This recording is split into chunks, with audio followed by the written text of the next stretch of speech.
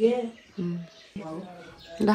everyone, good morning from गलेगाउँ। हामी चाहिँ बेडमा बसिरहेको छौँ। उठेको आज चाहिँ हामी आमाजी दिदी म अनि मेरो भरा चाहिँ पेट दुखेर खत्तम भइसक्यो पलाएर। त साथीहरु आज बिहान चाहिँ यो पानीबाट स्टार्ट हुँदैछ। जिरा पानी, जिरा ज्वान हो, सबै ज्वान हो, पानीबाट सुरु हुँदैछ। ल आजको भिडियो चाहिँ यहीँबाट स्टार्ट भयो साथीहरु। हामी तीनजना आमाजु म मेरो बडालाई चाहिँ पेट दुखेर खत्तमै। अनि ल आज चाहिँ भिरबाटै देउरानीले पानी ल्याइदिनु भएको छ अनि स्टार्ट गरेको। ल अन्तिमसम्म हेरेर साथ दिनु होला है त। गलेगाउँको भ्यू देखाउँछु हजुरहरुलाई। एकछिन यो खाए आराम। चियर्स। मुखै धोएन। साइलीले नुन बढी हालेछ। साइली यो साइलीको हात त बेसा नुन बढी हाल्छ के। नुन बेसरी हाल्छ। यहाँ हाम्रो दिदी बहिनीहरुको रुमबाट चाहिँ दृश्य देखिन्छ है साथीहरु। गलेगाउँको दृश्य चाहिँ यहाँबाट पनि देखिन्छ। टावर भएको उ त्यहाँ हो र साइली। अब एकछिनमा चाहिँ हामी त्यो पर देखिएको टावरमा पुग्छौं। आज चाहिँ अलि मौसम खराब नै छ। घाम लाग्दैन कि के हो खै। लाग्दैन रे घाम। अन्त नि अलिकति ब्याड लक भयो। हिजो नि पानी पर्यो तर दामी देखिरहेछ। बेरबाट सनसेट भएको चाहिँ देखिरहेछ। पानी पर्न पनि अलिअलि परिरहेछ। घाम पनि देखिरहेछ। के होला खै। यस्तो राम्रो दृश्य देखिरहेछ है साथी हो। गेटदेखि यतापट्टि पर्छ दिदी बहिनीहरुको घर। माथि टावरमा जान नै बाँकी छ घुम्न।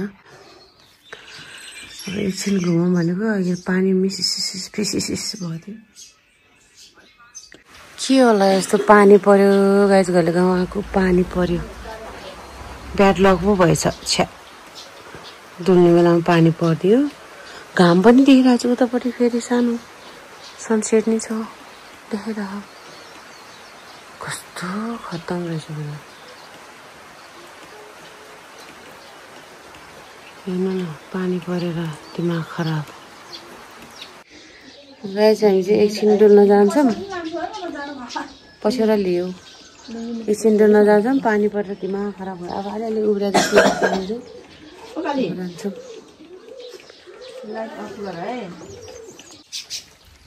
ल हामी चाहिँ यहाँ यो चाहिँ दिदी बहिनीहरुको होमस्टे। एकदम राम्रो छ रुम। अनि एकछिन यसो कपडा लगाएर रेडी भयो। अनि माथितिर डाँडातिर डुल्न जान लागेको साथीहरु। पानी परेर दिमाग खराब भयो के। घामै लाग्यो हैन। लाग्यो हैन। कहाँदेखि जाने हामी। यताबाट जाने। पाइदेसँग नौलो छ नि। तिनीहरु ओहरले ल्याइदियो होला। अहिले त अलिअलि उब्रियो है पानी। लगाएछ हामी चाहिँ तीनजना बजार चाहिँ बिहानै उठेर गएर आयो। आलु बारी त कस्तो राम्रो भयो है। यो हेर्दा रिँदै पादालाई यहीँ छु आलु न। यहाँको आलु अलि छिपिन्छ नि त। झोल मिठो हुन्छ के। होमस्टे गलेगाउँ सबै राम्रो छ। गलेगाउँ होमस्टे त्यही आशिर्य कस्तो राम्रो फुलेको है गुलाब।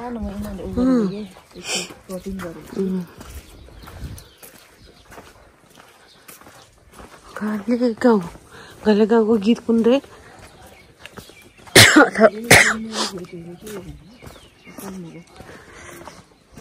घरकै छुइन गइहाल्नु भयो। एकछिन डुल्नु पर्यो। फेरि 8 बजे गाडी जान्छ भने गाडी टाइम। हिजो चाहिँ यो बाटो गएको बुझौँ। अनि यताबाट आयो। ऊ माथि डाँडा कहाँ पहिला जाने साइली अगाडि।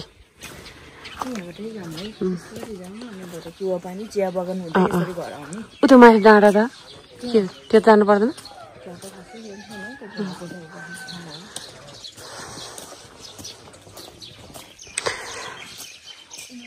ल हेर्न सक्नुहुन्छ बिहानको दृश्य यो चाहिँ प्याराजुङबाट आएको गाडी रहेछ रिजर्भमा भनेर गाउँ वेलकम गेट हामी त्यहाँ उहाँ सिँढीबाट चाहिँ चढ्छौँ माथि डाँडा एकछिन यसो डुलेर जाउँ यो चाहिँ गोर्खा पार्क यहाँदेखि चाहिँ माथि उक्लिने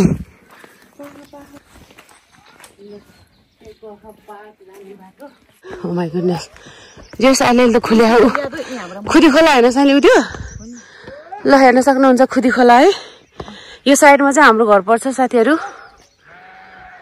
यो साइडमा हाम्रो कहाँनिर पर्छ साले मनाङ जाने बाटो उठ्यो हैन र मनाङ जाने भुलबुले त्यो साइड भयो हैन भुलबुले जाने साइड थियो हाम्रो घर चाहिँ यो डाँडाको यो डाँडाले छेक्छ अनि हाम्रो मेन माथि मूल घर चाहिँ यही माथिबाट यसरी खोला खोला यसो हुँदै जान्छ मनाङ पुरानो गाउँ चाहिँ अहिलेको घर चाहिँ यो भन्दा तल खुदी बगैँचा यो चाहिँ हामी चाहिँ पर ऊ डाँडा हुन्छ नि देखिराख्नु भएको छ नि सेतो हो पर त्यो बाटो हुँदै जाने हामी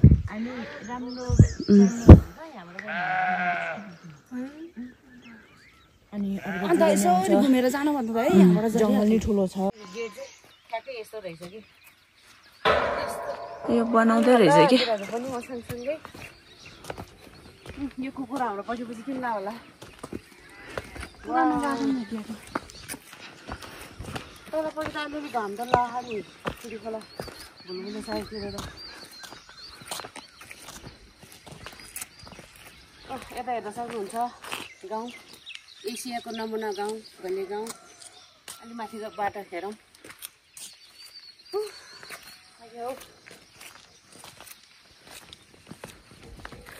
त्यहाँबाट पर्छ नि त्यही परि याद गाउँै निस्किने बेलामा के त त्यस्तो अलिकति बाटो नराम्रो रहेछ र साथीहरू हामी चाहिँ बिहान बिहान पानी छिस आइरहेछ यहाँ चाहिँ फुलबारी राम्रो रहेछ नि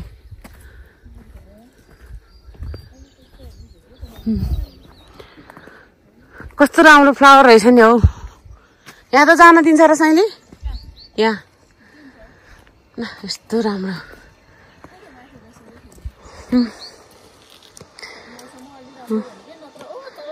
धन्न अहिले त अलिअलि खुल्या नि अघि त पानी परेर ल हेर्न सक्नुहुन्छ अति राम्रो वाउ साथी हो वाउ यहाँ टावर पनि छ एकछिन यहाँ टावरमा चढाउँ है साथीहरू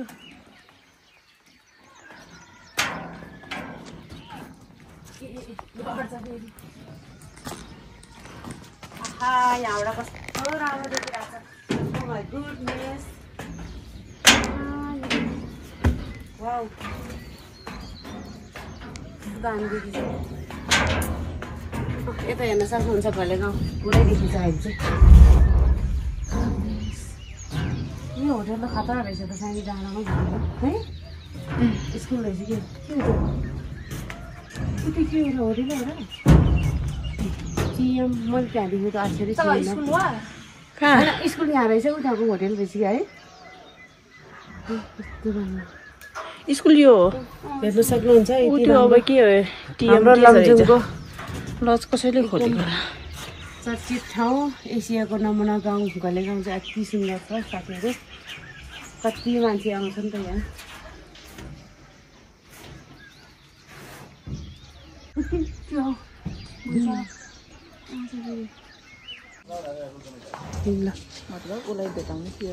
हामी चाहिँ यसो फोटोसोटो खिच्यौँ भिडियो सिडियो बनायौँ यहाँ ओह्रालो झर्दैछ है साथी हो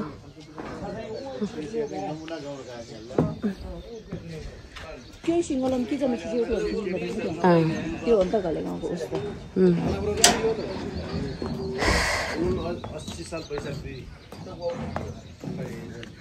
यहाँ चाहिँ गाइस कसको पर्स हो खसिराखेको रहेछ है मैले भिडियो बनाउँदैछु यो चाहिँ कसको पर्स रहेछ हेर्नुपर्छ है यहाँ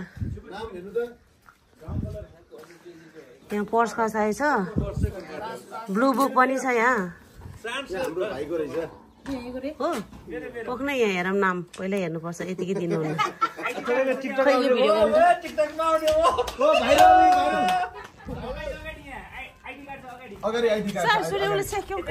यहाँ यता यहाँ मैले चिने जस्तो लाग्यो खै यता हो यहाँ यो भाइ चाहिँ टोखा नगरपालिकाको कर्मचारी रहेछ पक्नु है यो हस्तान्तरण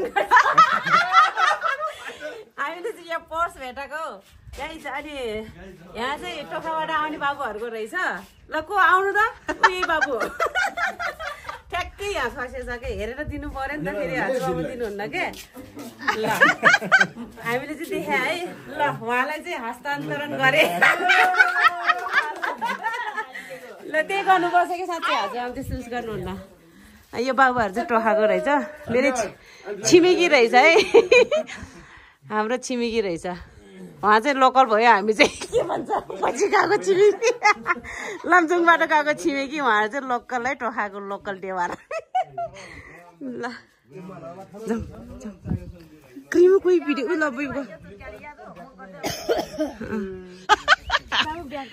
गऱ्यौँ ढिलो भयो 8 बजी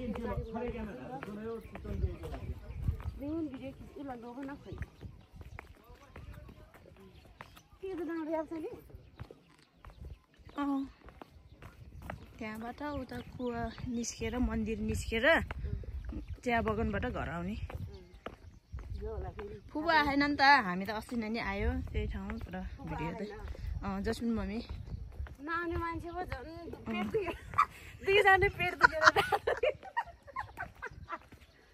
आज पेटले साह्रै डिस्टर्ब गरे के त्यो पनि मौसम नि त्यति राम्रो भएन अहिले अलिक पानी त उब्रेर अलिकति यो डुल्न चाहिँ पाएँ नि साथीहरू यहाँ चाहिँ प्याज यस्तो राम्रो प्याज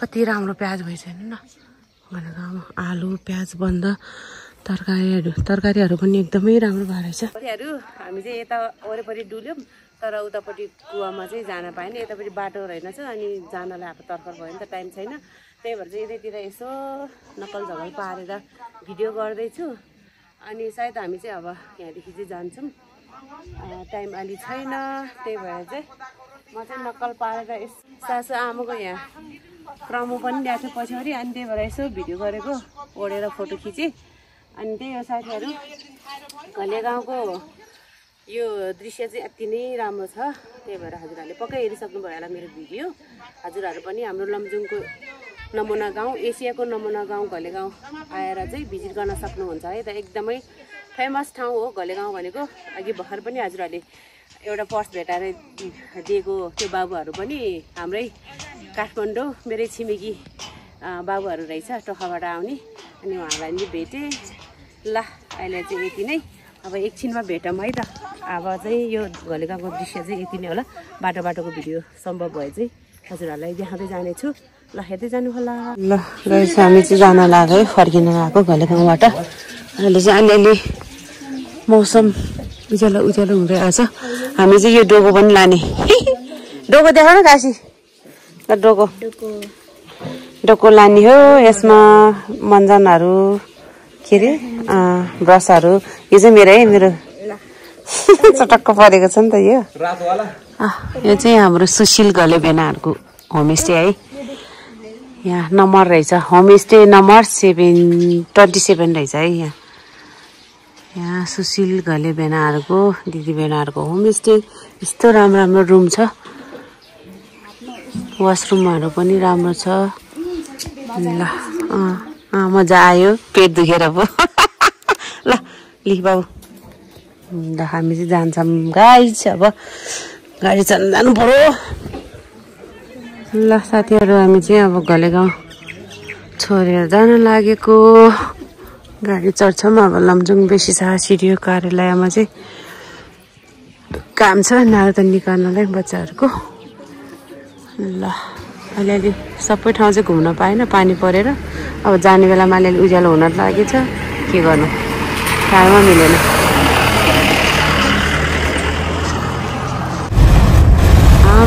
सिक्किम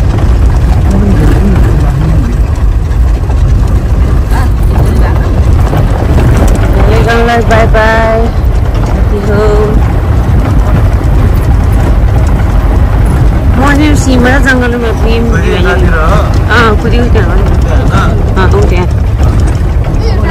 नागदेला फाँडमा छौँ घलेगाउँबाट आएपछि अनि बाबुको चाहिँ आइसक्यो भदाको चाहिँ बाँकी छ साथीहरू टाइम लाग्यो आज आइतबार भएर लाइन छ एकछिनमा हामी चाहिँ भदाको पाइसकेपछि अब माथि ब्याङ्कतिर जानेछौँ हाम्रो चाहिँ के गरे अरे नाग्दा निकालिसक्यो दुईजनाको अब चाहिँ हामी नाग्दा फाँडबाट गएको अवस्था साथी हो कस्तो देखाएको छ